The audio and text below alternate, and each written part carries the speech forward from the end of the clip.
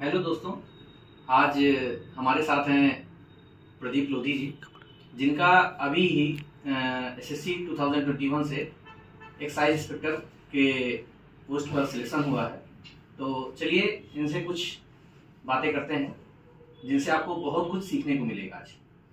ठीक है, तो सबसे पहले मैं जानना चाहूँगा प्रदीप जी, आपका एजुकेशन कहाँ से था, आपका निवास स्थान क्या था, इसके बारे में थोड़ा सा बताते हैं। ये तो सबसे पहले मैं बताना चाहूँगा कि मैं मध्य प्रदेश के शिवपुरी डिस्ट्रिक्ट से हूँ और मेरी जो एजुकेशन हुई है वो शिवपुरी में ही एक करेरा एक जगह है, वहाँ से मैंने हायर सेकेंडरी स्कूल किया है पास। उसके बाद गवर्नमेंट स्कूल से, उसके बाद गवर्नमेंट कॉलेज MLB ग्वालियर से मैंने BA किया है और उसके बाद SSC की तैयारी। आप लोगों ने एक शब्द सुना होगा, प्लिंथ टू पैरामाउंट, जिसे हम कहते हैं शून्य से शिखर तक। इनकी कहानी भी कुछ उसी से मिलती हुई है। इन्होंने एक सरकारी स्कूल से पढ़े लिखे और उसके बाद एक सर्वोच्च स्थान जो कि माना जाता है, अगर यूपीएससी के बाद कोई दूसरी अच्छी पोस्ट हम लोग अगर उसको देखेंगे तो वो SSC के थ्रू ही, ये जो एक्साइज इंस्पेक्टर है ग्रुप B में ही इसको हम लोग लेते हैं। तो प्रदीप जी, आपकी मोटिवेशन का कारण क्या था?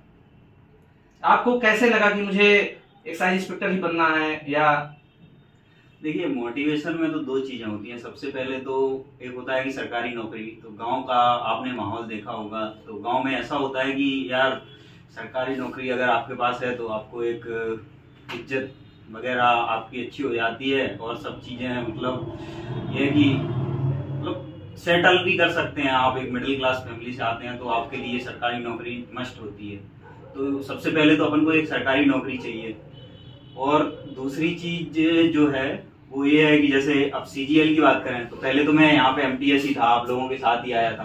तो अब मतलब यहाँ रह के फिर CGL की तैयारी करी, क्योंकि लग रहा था कि यार नहीं यार इंस्पेक्टर निकालना है और उसी के लिए CGL के लिए बने हुए हैं।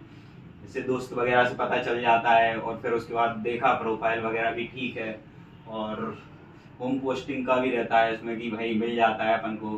तो क्या ये सब मोटिवेशन। मैं आपको इंटरप्ट करना चाहूंगा, क्या एक्साइज इंस्पेक्टर ही आपका ड्रीम जॉब है या आगे भी आपकी अपकमिंग प्लान है? नहीं, ड्रीम जॉब तो नहीं है, बट हाँ मतलब थोड़ी अट्रैक्ट करती है जॉब। उसका रीजन ये है कि एक तो होम स्टेट है और दूसरा 4600 है और मतलब इसमें एक अच्छी लाइफ मिल सकती है, इसलिए ठीक है मतलब एक्साइज इंस्पेक्टर। और अब बात ड्रीम की रही तो ड्रीम तो ऐसी चीज है कि जैसे आप एक जगह पे जाते हैं तो आपके बढ़ते जाते हैं, तो वो चीज अचीव कर लेता है कोई, तो उसके बाद फिर आपको लगता है कि नहीं यार अब कुछ और करना चाहिए। तो वही है कि मतलब मैं ये नहीं बोलूंगा कि मतलब ये मेरा फाइनल है, बट हाँ मतलब देखेंगे, कुछ अच्छा करेंगे। तो अभी आप क्या कोई तैयारी वारी कर रहे हैं अभी इसके आगे? नहीं जी, अभी तो कुछ तैयारी नहीं की है मैंने जी, स्टार्ट नहीं की है जी जी, बट देखूंगा, अब पता नहीं, देखूंगा वो उस हिसाब से, सिचुएशन के हिसाब से। अभी मैं ज्वाइन करूंगा वहाँ जबलपुर जाके, मुझे जबलपुर कमिश्नरेट मिला है GST इंस्पेक्टर में। जी जी, तो वहाँ पहुँच के मैं देखूंगा फिर क्या है। हाँ, अगला मेरा जो आपसे दूसरा सवाल होगा, किसी एस्पिरेंट को आप कितना समय मानते हैं कि उसके लगे कि उतने में ही वो बहुत अच्छा सा तैयारी करके एक अच्छा पोस्ट, डिजायर पोस्ट वो ले सकता है? आपको लगता क्या है कि मतलब कितना समय एक सफिशिएंट टाइम है उसके तैयारी के लिए?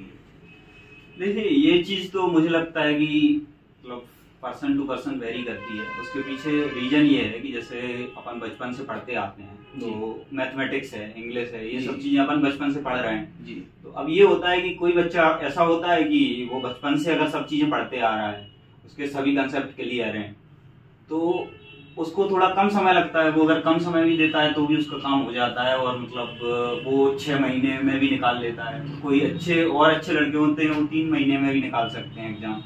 तो वही है कि डेडिकेशन के साथ लगे रहो। और बाकी जो कुछ बच्चे ऐसे होते हैं कि जो 11th 12th होने के बाद उनको ध्यान आता है, ग्रेजुएशन में एडमिशन ले लिया, फिर लगता है कि यार जॉब भी चाहिए अपन को, उनने उतना अच्छा नहीं किया होता है इनिशियल फेज में अपनी पढ़ाई के, तो उन लोगों का थोड़ा सा टाइम लगता है। रीजन उसके पीछे ये है कि उनके कंसेप्ट उतने अच्छे क्लियर नहीं होते हैं, तो इसलिए वो है कि हालांकि ऐसा नहीं है कि वो लोग क्लियर नहीं कर सकते, वो कर सकते हैं, बस थोड़ा सा उनको थोड़े एफर्ट ज्यादा मारने पड़ते हैं, सीधी बात ये है। मैं दोस्तों आप लोगों को ये भी बताना चाहता हूँ कि इन्होंने एमटीएस में रहते हुए तैयारी किया और जीएसटी इंस्पेक्टर बने।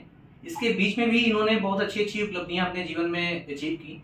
उनमें से है CHSL 2018, जिसमें इन्होंने कैंटीन स्टोर डिपार्टमेंट इनको मिला, लेकिन इन्होंने ज्वाइन नहीं किया। आफ्टर देन CHSL 2019 में इनको MEA मिला, और जिसमें ये ऑल इंडिया रैंक 43 थे। इन्होंने उसको भी नहीं ज्वाइन किया, क्योंकि इनका अल्टीमेट गोल था कि मुझे 4600 पे ग्रेड पे ही जाना है, ताकि मुझे दोबारा SSC की तैयारी करना ना पड़े, और उसके बाद मैं तैयारी करूंगा तो उससे बढ़कर तैयारी करूंगा। ठीक है।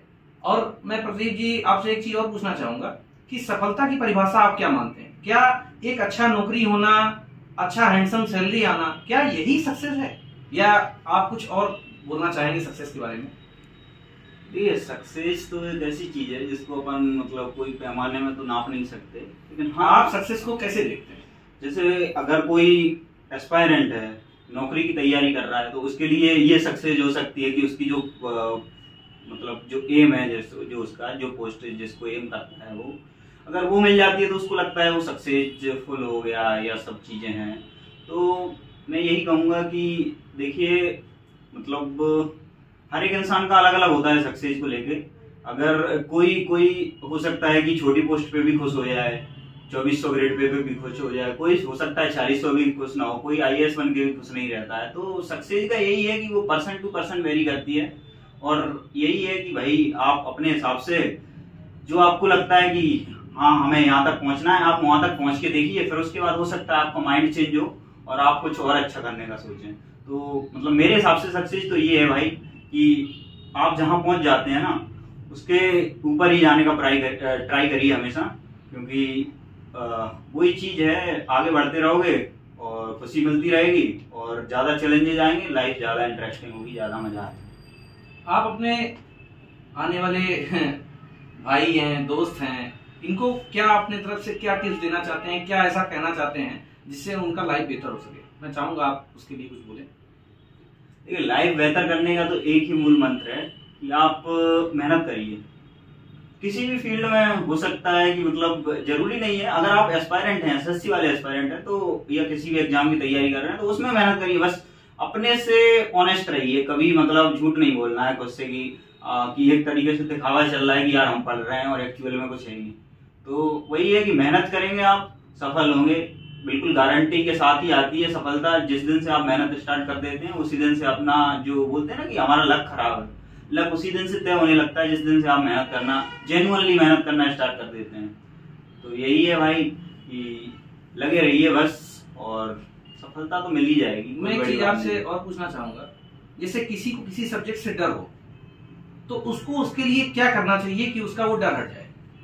उसके लिए भी यही है मेरा, जैसे मोस्टली बच्चों का मैथ अच्छा नहीं हुआ, किसी का इंग्लिश नहीं अच्छा हुआ, रीजनिंग ऑलमोस्ट सभी बना लेते हैं।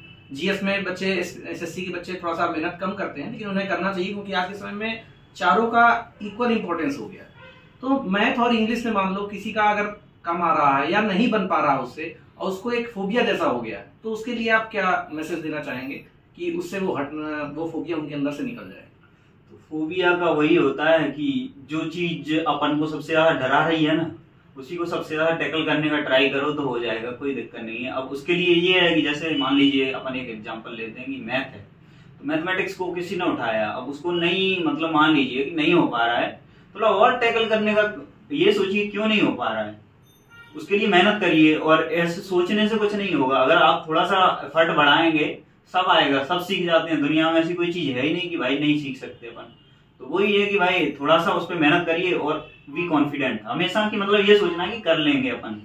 और दूसरी चीज ये है कि भाई अगर मेहनत कर रहे हैं, कुछ लोग करते हैं फिर भी नहीं हो रहा है उनसे, तो उनके लिए ये है कि वो कहीं ना कहीं गड़बड़ कर रहे हैं, उनको देखना चाहिए कुछ ना कुछ तो गड़बड़ है, कि सीक्वेंस गड़बड़ है, तैयारी करने का तरीका गड़बड़ है, या कुछ और गड़बड़ है। तो ये सब चीज मतलब वो तो आपको ही फाइंड आउट करना पड़ेगा। बस एक ही है कि डेडिकेशन अगर आपके अंदर रहेगा ना, तो आप वो भी फाइंड आउट कर लेंगे, कोई बड़ी बात नहीं है। तो एक ही चीज है भाई कि बस डेडिकेट रहना है किसी भी चीज के लिए, और वो करोगे तो आराम से आएगा। कोई भी सब्जेक्ट हो, कोई बड़ी बात नहीं है। हम भी कर लिए। हमारी इंग्लिश कितने मतलब एक हम तो सरकारी स्कूल से पढ़े हुए हैं गांव वगैरह में, 8वीं कक्षा तक इंग्लिश भी पढ़ना नहीं सीख पाए थे उतनी सही, तो फिर भी कर लिए एसएससी। तो उस हिसाब से कोई बड़ी बात नहीं है मेरे हिसाब से। तो मेरे भी पर्सनल एक्सपीरियंसेस प्रदीप के साथ जो रहे बहुत अच्छे रहे। जब ये मैं इतना बताना चाहूंगा कि जब ये एमटीएस के रूप में ज्वाइन किए थे तो हम लोग भी साथ में ही ज्वाइन किए थे। तो प्रदीप जी को जब मैं देखता था तो केवल इनके अंदर एक आग सी रहती थी कि बस मुझे यहाँ से निकलना है, क्योंकि अगर मैं इस एमटीएस पोस्ट पे रहूंगा तो जीवन में अपने आप को कभी माफ नहीं कर पाऊंगा। इनके दिमाग में केवल दिन रात एक ही चीज चलता था, मुझे यहाँ से निकलना है, और वही जिद इनको आज एक्साइज इंस्पेक्टर तक लेके गई। तो मैं यही आप लोगों से भी कहना चाहूंगा, यही मेरा भी मैसेज रहेगा। ठीक है, मैं अभी बहुत कुछ अच्छा नहीं कर पाया हूँ, मैं उस दिशा में बहुत कुछ अच्छा करना चाह रहा हूँ और उसके लिए प्रयासरत हूँ, लेकिन दोस्तों मैं यही कहना चाहूंगा, जिस दिन आपके अंदर जिस चीज के लिए आग होगी और जिद होगी, आपको वो लेने से कोई रोक नहीं सकता। प्रदीप जी आपका बहुत बहुत धन्यवाद, और आपको आने वाले जीवन में ढेर सारी शुभकामनाएं, और हम चाहेंगे कि आप और जीवन में बहुत अच्छा करें और बहुत आगे बढ़ें। Thank you.